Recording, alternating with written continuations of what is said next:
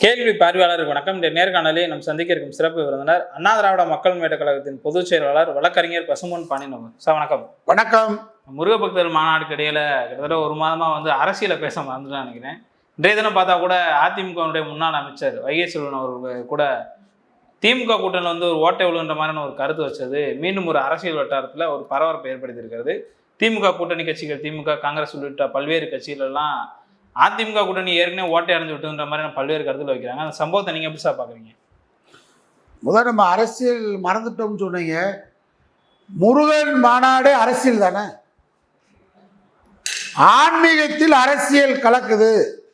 ஆன்மீகம் என்ற பெயரால், முருக பக்தர்கள் மாநாடு என்ற பெயரால் கலவரக்காரர் நடத்துகிற மாநாடு இது ஆன்மீக மாநாடு அல்ல.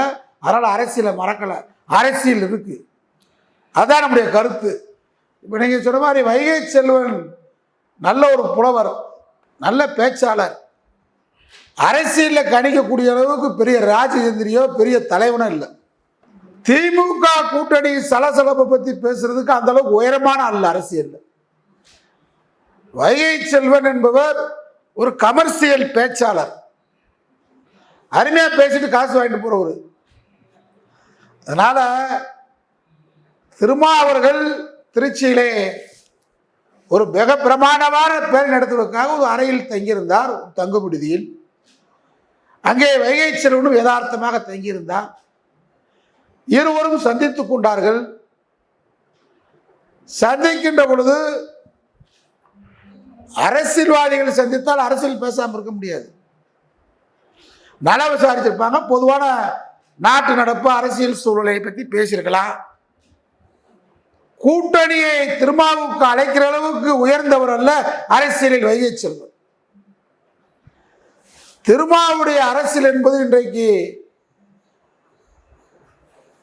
தலித் அமைப்புகளில், தலித் அமைப்பை தாண்டி ஒரு வெகுஜன அமைப்பாக அம்பேத்கரிய கொள்கையில் மட்டுமல்ல, ஒட்டுமொத்த பிற்படுத்தப்பட்ட, அடக்கப்பட்ட, ஒடுக்கப்பட்ட மக்களுடைய உரிமை கீதமாக இன்றைக்கு இந்தியாவில் வரக்கூடிய மிகப்பெரிய எழுச்சி தமிழர் தான் திருமாவர்கள்.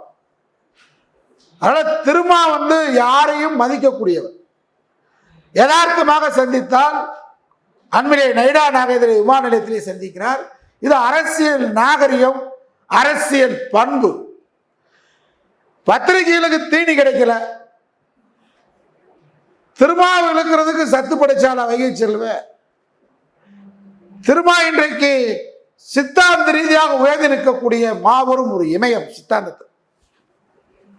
இன்றைக்கு நாம் பார்க்கின்ற வியக்கக்கூடிய ஒரு ஆற்றல் மிகுந்த ஒரு கல்வி, ஒரு கொள்கை கோபுரமாக நிற்கக்கூடியவர் தான் திருமாவர்கள். அழகா அவருடைய பேட்டிகள் தெளிவா இருக்கு. அவர் தெளிவா சொல்றார், கேட்பது எங்கள் உரிமை, கூடுதலாக சீட் கேட்பது எங்கள் உரிமை, கொடுப்பது திமுக கூட்டணி தலைவர் மாண்புமிகு ஸ்டாலினுடைய கடமை. ஆனால் நாங்கள் சந்தித்து பேசுகின்ற பொழுது இருக்கக்கூடிய சூழல்களை நாங்கள் அனுசரித்து சொல்வோம். இங்கே அமைந்திருக்கிற கூட்டணி திராவிட முன்னேற்ற கழக தலைமையிலான கூட்டணி, கலைஞர் அவர்களால் மதச்சார்பற்ற கூட்டணி என்று பெயர் வைக்கப்பட்ட கூட்டணி மிகப்பெரிய லட்சிய கூட்டணி என்று திருமா சொல்லுகிறார். சீட்டு கூடுதலாக பெறுவது எங்கள் இயக்கத்தினுடைய கடமை. ஆனால் சீட்டுக்காக உறவை முறிக்க மாட்டோம். எங்களுக்கு சித்தாந்தம் பெரியது, கூட்டணி நலன் பெரியது. எவ்வளவு பெரிய வார்த்தை! தேடி தேடி கண்டுபிடிச்சாலும் யாரும் இந்த மாதிரி வார்த்தையை போட முடியாது. அவ்வளவு ஒரு தெளிவா இருக்கக்கூடிய தீர்க்க தரிசனமாக, லட்சியம் பெரிதா, கொள்கை பெரிதா, சீட்டு பெரிதா? சீட்டும் வேண்டும் எங்கள் இயக்கம் வளர்வதற்கு. சீட்டு வேண்டும் என்பதற்காக லட்சிய கூட்டணியை விட்டு, சித்தாந்தத்தை விட்டு, கொள்கையை விட்டு மாறுகின்ற பழக்கம் விடுதலை சிறுத்தைகளுக்கு அல்ல என்பதை தெளிவாக சொல்றார். அது மட்டுமல்ல, அதிகாரம் எங்களை தேடி வரும், அதுதான் உண்மையான ஒரு சித்தாந்தவாதி. இப்போ என்னை பொறுத்தவரை 40 ஆண்டு காலம் இதுக்கு மேலே இந்த இயக்கத்தில் சித்தாந்த ரீதியாக போராடி கொண்டிருக்கிறேன். ஆனால் எங்கள் தலைமையிலான அண்ணா திராவிட மக்கள் முன்னேற்ற கழகம் சீட்டுக்காக யார் வீட்டு கதவையும் தட்டி சுயமரியாதை இழந்து நிற்கிற இயக்கமாக நான் வளர்க்கவில்லை. அதிகாரம் எங்களை தேடி வந்தால் அந்த அதிகாரத்துக்கு நாங்கள் மக்களின் நலன் சார்ந்து பயன்படுவோம், செயலாற்றுவோம். அதிகாரம் இல்லை என்றால் சித்தாந்த ரீதியாக எங்கள் கொள்கையை யார் ஆதரிக்கிறார்களோ அவர்களுக்கு எந்தவித பிரதிபலன் பார்க்காமல் உழைப்போம் என்பதுதான் அண்ணா திராவிட மக்கள் முன்னேற்ற கழகம் சொல்றோம். இப்ப இது மாதிரி அமைப்புகள், நூற்றுக்கணக்கான இயக்கங்கள், கட்சிகள் எந்த நலனும் ஆளுங்கட்சி அமைச்சர்களை நாடாமல் துண்டு சீட்டு கொடுக்காம ஆதரிக்கக்கூடிய அமைப்பு இந்தியாவிலேயே அவன் வீட்டு காசை சாப்பிட்டு அவன் உழைச்ச சோறை சாப்பிட்டு திமுக கூட்டணி ஆதரிக்கிறவன் இந்தியாவிலேயே தமிழ்நாட்டில் தான் 100க்கும் மேற்பட்ட எங்களை போன்ற கட்சி. காரணம், நாங்கள் RSS என்கின்ற விஷ பாம்புடைய அந்த விஷத்தை முறிக்க வேண்டும். மத பேய், மதம் என்னும் அபின் என்றார் மார்க்ஸ். அந்த அபினை இங்கே அழிக்க வேண்டும். அதற்காக எங்களை நாங்களே சர்வ பெரிய தியாகம் செய்து இங்கே நாங்கள் திராவிட முன்னேற்ற கழக கூட்டணி ஆதரிக்கிறோம். அது மாதிரிதான் மார்க்சிய கம்யூனிஸ்ட் கட்சியுடைய செயலாளர் சண்முகம் பேசுறார். நாங்க கூடுதல் சீட்டு கேட்போம், சூழ்நிலைக்கு தகுந்த மாதிரி முடிவெடுப்போம். இது என்ன சலசலப்பு? இந்திய கம்யூனிஸ்ட் கட்சி தெளிவா இருக்கு, தேசிய காங்கிரஸ் தெளிவா இருக்கு, முஸ்லீம் லீக் தெளிவா இருக்கு. திராவிட முன்னேற்ற கழகத்தை விட்டால் நம்முடைய தளபதி இன்றைக்கு திராவிட மாடல் ஆட்சியை இந்தியாவுக்கே வழிகாட்டுகின்ற, இன்னைக்கு உலக நாடுகள் இருக்கக்கூடிய நாடுகள் எல்லாம் நம்முடைய திராவிட மாடல் ஆட்சி நிறைவேற்றுகிற திட்டங்களை பார்த்து கொண்டிருக்கிறார்கள். அதை கவனித்து அந்த நாடுகளிலே அமுல்படுத்துவதற்கு குழுவை வெளிமாநிலம் அனுப்பி கொண்டிருக்கிறது.